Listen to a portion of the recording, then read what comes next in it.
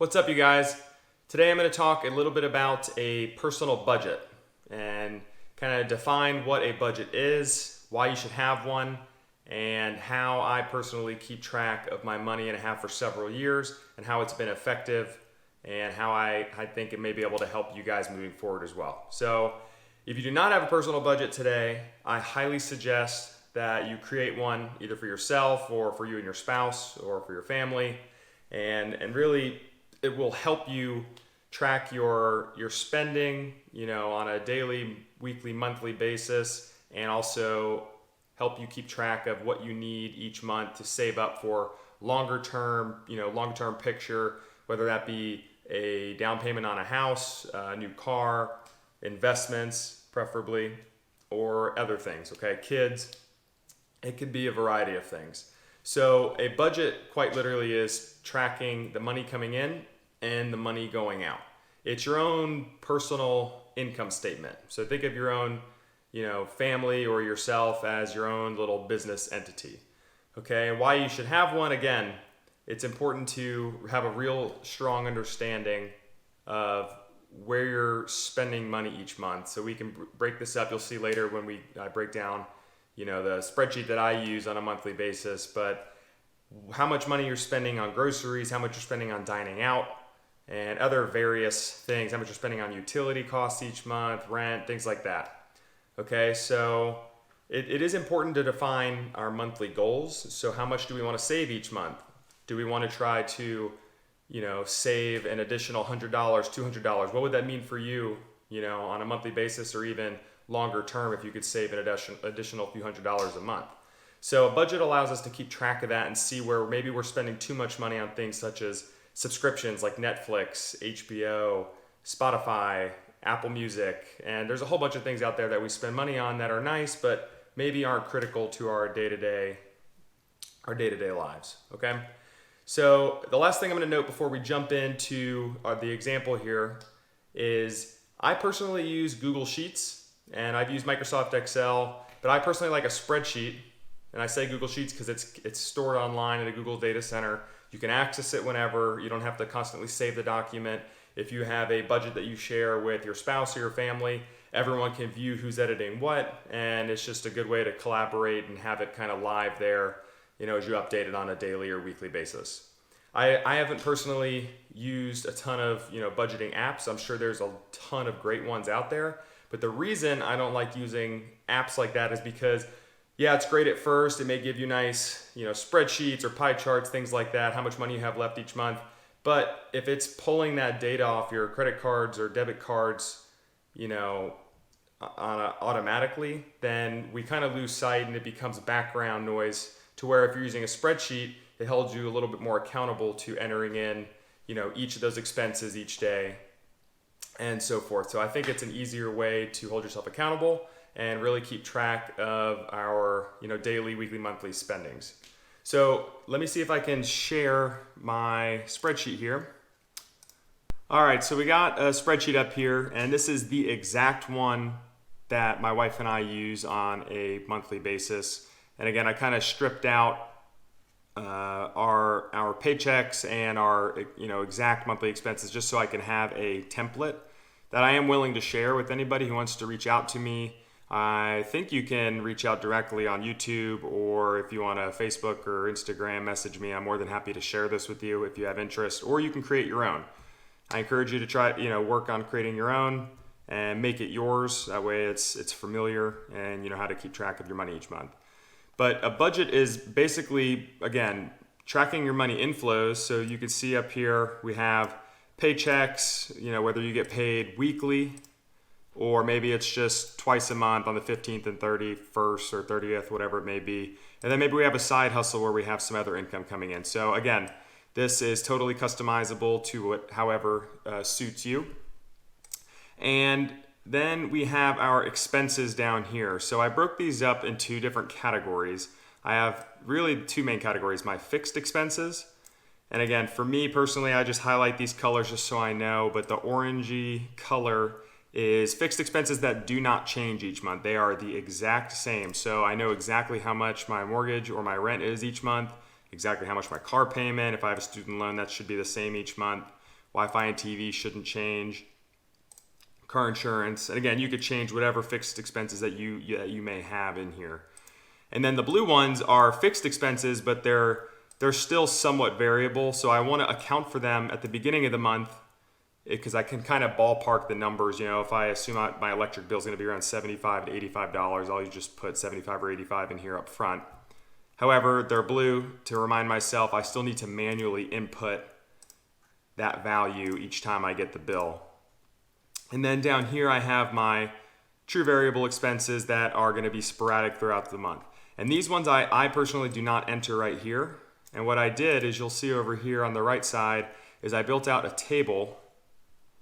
And this actually has the dates for the month. For example, this is March 1st through 31st. And then I have each of the categories that you'll see on the left side correspond over here. So, for example, if I go to the grocery store and spend $50, I'll input that on the day I spent it, so March 3rd. And then again, you know, if we go grocery shopping again, spend $100, I actually have it adding up down here, and I just do equal sum and enter, you know, all the cells in that group.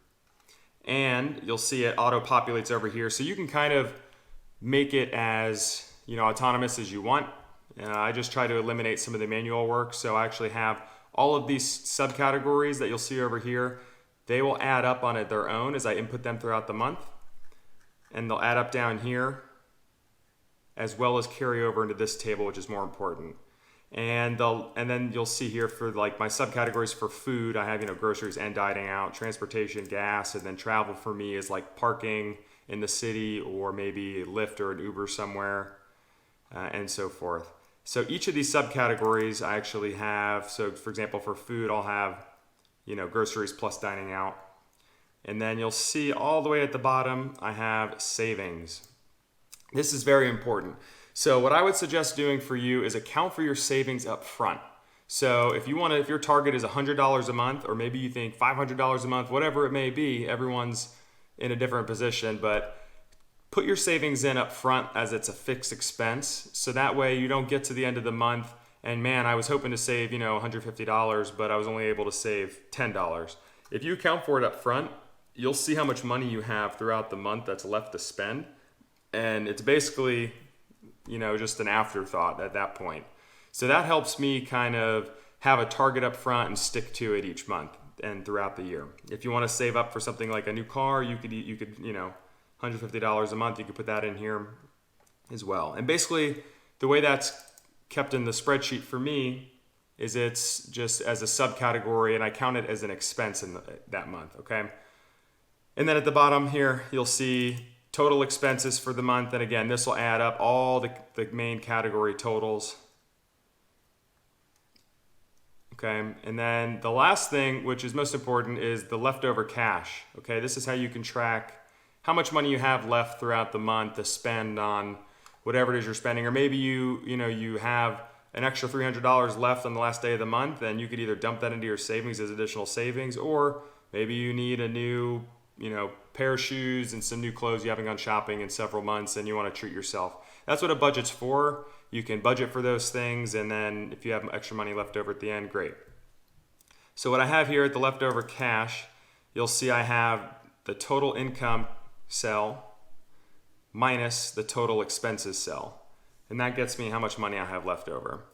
And I actually have this conditionally formatted, and you don't have to do this again. This is just me kind of nerding out in a spreadsheet, to where it'll be green if I have leftover money, or it'll turn red if I overspend. And I'm just going to put some absurd number in here to show you what I mean. See, it'll tell you when you overspend and be like, oh crud, okay, well, clearly I wasn't able to meet my target savings. And you wouldn't spend $2,000 in a grocery trip most likely, but maybe you had your subcategory was too much for something like shopping. And again, I'll continue this example. We'll go to this month where I have some cells filled out here. So you can see your various inputs throughout the month under the subcategories, and you can come down here and you could see where maybe you spent too much money and you weren't able to quite meet your exact savings target. So here we can see we spent $79 in April, at the bar scene with drinks with friends, maybe $85 at a concert for entertainment. And shopping, maybe we shopped too much. We spent $150. Were those necessary purchases, or were they, wants and not needs? So this is where it becomes pretty cool to track your monthly expenses. And then over the course of time, as you build out, each month, you'll be able to track, okay, well, typically I spend $200 on groceries or $300, whatever it may be, and $100 dining out. And this month I'm going to try to spend less dining out and less at the bar and more cooking at home, and see how much money I could save then. So there's lots of little ways you could tweak it as you go forward. Or maybe you want to have some crazy goals. Hey, I want to save for a rental property and start really investing in my future where I can build some cash flow through, people booking a house that I own and paying me each month. And again, working our way toward financial freedom, right? That's great. So maybe we need to save, I don't know how many $100 a month, or maybe you need to save $1,000 a month if you're in have a good paying job and you're able to do so, to achieve that target. And the cool thing about a budget is if you want to save, 10 grand over the course of a few years, how much money do you need to save each month in order to get there? Where you can just take the total amount divided by the number of months, and then that could be our savings target, okay? And that way you can hold yourself accountable and say, oh man, it sounds nice. I wish I could get put down money on a rental house and start building, passive income and work my way towards financial freedom. That sounds great, but I don't think I can get there. Well, if you don't have a budget and you're not tracking what you're currently spending, your money inflows and money outflows, you'll never know, okay? So again, another big one, maybe you're spending $1,200 or $1,500, even $2,000 on rent each month. What if you live a little bit further from the city, maybe not as nice of an apartment, but totally still livable, and you could save, probably your biggest expense there. If you save $400 or $500, $600 a month on rent, what would that mean to you longer term? What could you save up for? You could maybe save up and put a down payment on a house that you want to live in instead of paying rent each month. And whatever you want to do. Again, if you want to save up for a new car, you want to save up for an investment, whatever it may be, you have to track your money each month if you want to, work your way toward financial independence. So again, step number one toward financial freedom is build a personal budget and keep track of your money. Because if you don't know how to keep track of your own personal money, how do you think you're going to be able to keep track of, a real estate business and keep track of that cash flow and all the revenue that you get through your bookings and all your expenses, with upkeep in the property, cleaning fees, things like that. Okay, so that is budgeting in a nutshell from me. Again, if you have any interest in getting this template, I'm more than happy to share it with you. And if you have any comments, please drop them below, or questions, happy to answer them.